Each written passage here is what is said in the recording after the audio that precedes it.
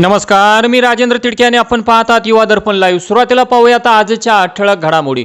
महापालिका निवडणुकांचा रणसंग्राम। 29 शहरात 2869 जागांसाठी 15,931 उमेदवार रिंगणात। शरद पवारांच्या नादी लागणे म्हणजे दाऊदच्या नादी लागणे। प्रकाश आंबेडकरांची काँग्रेसवर खोचक टीका।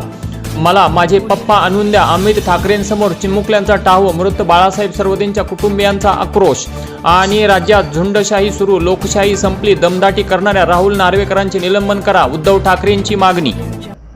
आणि आता बातमीपत्र बीड जिल्ह्याचं आणि राज्यातील इतर घडामोडींचं सविस्तर। उपमुख्यमंत्री एकनाथ शिंदे व ग्रामविकास मंत्री गिरीश महाजन यांच्या ग्रामविकास निधीतून तसेच युवासेना मराठवाडा निरीक्षक बाजीराव चव्हाण यांच्या विशेष प्रयत्नातून वांगी येथे 20 लाख रुपये खर्चून उभारलेल्या 2 सभागृहांचे लोकार्पण मोठ्या उत्साहात पार पडले। या लोकार्पण सोहळ्यास युवासेना मराठवाडा निरीक्षक श्री बाजीरावदादा चव्हाण, श्री स्वामी अभेदानंद गिरी महाराज मठाधिपती श्री क्षेत्र वांगी, स्वामी अखंडानंद गिरी महाराज भवानीगड संस्थान, हबप भगवान महाराज जंगले शास्त्री नेवासा, श्री स्वामी जगदीश्वरानंद गिरी महाराज आणि सरपंच सौ कमलाबाई वाघमारे, उपसरपंच श्री अर्जुन मोतीराम शेळके, प्रवीण शेळके, प्रशांत शेळके, हरिभाऊ शेळके यांच्यासह भाविक भक्त व ग्रामस्थ मोठ्या संख्येने उपस्थित होते। नवीन सभागृहाच्या उभारणीमुळे वांगी गावातील सामाजिक तसेच धार्मिक कार्यक्रमांसाठी सुविधा उपलब्ध होणार असून ग्रामविकासाला नवी दिशा मिळणार आहे।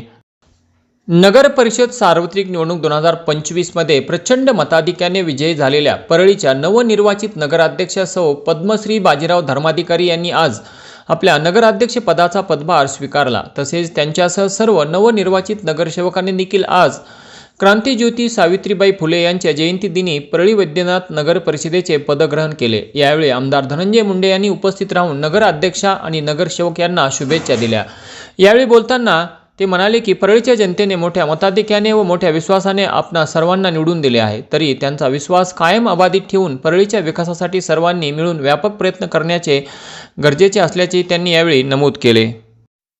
बीड जिल्ह्यात शाळा आणि क्लासला जाणाऱ्या अल्पवयीन मुलांच्या हातात पालकांनी आपली वाहने दिल्यास आता थेट पालकांवर गुन्हे दाखल होणार असून बीड पोलिसांनी या संदर्भात कडक आदेश जारी केले आहेत। जिल्ह्यात अनेक ठिकाणी 18 वर्षाखालील मुले-मुली दुचाकी आणि चारचाकी वाहने विना परवाना भरधाव चालवत असल्याचे निदर्शनास आले आहे। अशा प्रकरणांमध्ये केवळ मुलांवरच नाही तर त्यांच्या पालकांवरही मोटर वाहन कायद्यानुसार कारवाई केली जाणार आहे। यामध्ये प्रामुख्याने 25,000 रुपयांचा दंड आणि 3 वर्षापर्यंतचा सश्रम कारावासाच्या शिक्षेची तरतूद आहे। त्यामुळे जर पालकांनी आपल्या अल्पवयीन मुलांकडे वाहने दिली आणि त्याचा अपघात झाला तर या घटनेची संबंधित पालकांनाच भारी किंमत मोजावी लागणार आहे। अल्पवयीन मुलाकडून अशा प्रकारचा गुन्हा घडल्यास त्याला वयाच्या 25व्या वर्षापर्यंत वाहन परवाना मिळणार नाही। तसेच भविष्यात देखील नोकरी किंवा पासपोर्ट तसेच चारित्र्य प्रमाणपत्र मिळवण्यासाठी देखील मोठ्या अडचणी निर्माण होऊ शकतात। तसेच अशा परिस्थितीत विम्याचा दावाही फेटाळला जाणार असल्याने शाळा आणि महाविद्यालयाच्या स्तरावर संबंधित मुख्याध्यापक आणि प्राचार्यांनी आपल्या स्तरावरही विद्यार्थ्यांचे समुपदेशन करावे आणि हा संदेश पालकांच्या व्हॉट्सअप ग्रुपवर शेअर करावा असेही पोलीस अधीक्षक यांनी सुचवले आहे। अल्पवयीन मुलांसाठी सायकल किंवा ई-सायकल हा सुरक्षित पर्याय असल्याची बीड पोलिसांनी सुचवले आहे।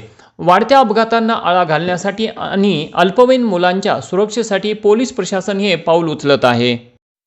महिलांच्या प्रगतीसाठी उभारलेल्या तेजस्विनी ग्रुपच्या वतीने बीड येथील रामकृष्ण लॉन्स येथे आयोजित प्रदर्शन व विक्री मेळाव्यात अन्नपूर्णा ऑयस्टर मशरूम फार्मिंग केंद्राने सर्वांचे लक्ष वेधून घेतले।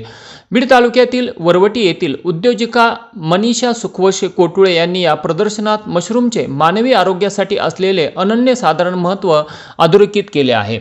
या प्रदर्शनादरम्यान ग्राहकांना मशरूमच्या औषधी आणि पोषक गुणांची सविस्तर माहिती देण्यात आली।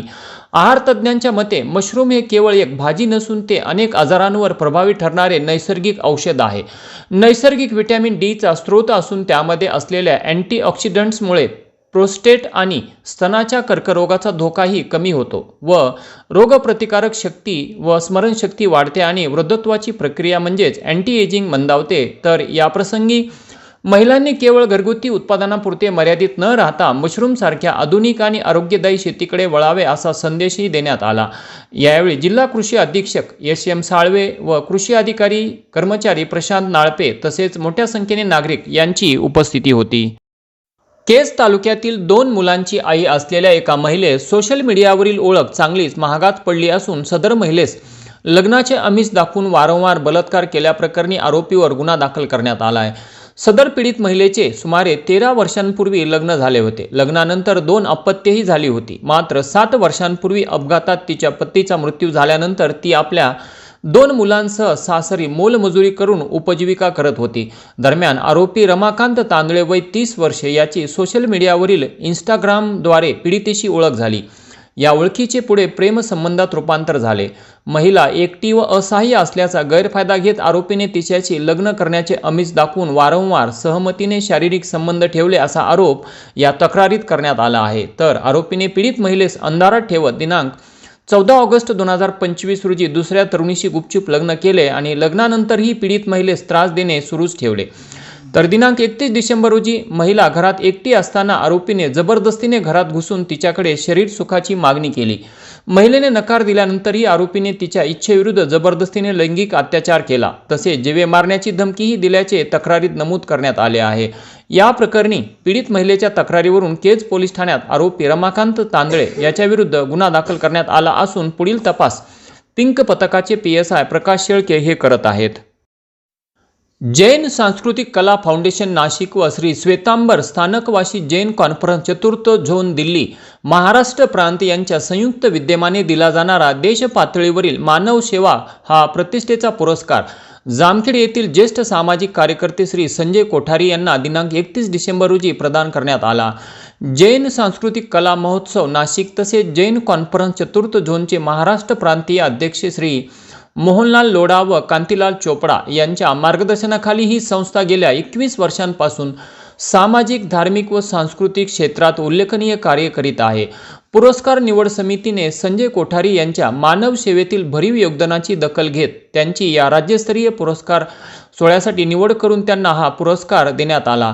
या पुरस्काराचे स्वरूप मानपत्र, स्मृतिचिन्ह, शाल व श्रीफळ असे आहे। यावेळी मिठूलाल नवलखा, संतोष रानडे, रोहिदास केकान, भावेश बापना, तेजस दाढीवाल, ॲडव्होकेट प्रसाद गीते, ऋषभ जैन, ललित ललवानी आदी यांची उपस्थिती होती। या कार्यक्रमाचे सूत्रसंचालन श्री लोकेश पारक यांनी केले। आशीर्वाद घेतले। अशा तऱ्हेने प्रत्येक क्षेत्रामध्ये त्यांनी इतकं काही मानव सेवेचं काम केलेलं आहे तर त्यांना हा पुरस्कार दिल्या वाचून जैन फाउंडेशनचं जे कार्य आहे ते कधी पूर्ण होऊ शकत नाही। आणि याचबरोबर आजचं बातमीपत्र संपलं। उद्या पुन्हा भेटू काही नव्या आणि ताज्या घडामोडींसह। तोपर्यंत पाहत राहा युवा दर्पण लाईव्ह चॅनल, लाईक करा, सबस्क्राईब करा आणि खाली दिलेल्या बेल आयकॉनला प्रेस करा। तोपर्यंत नमस्कार।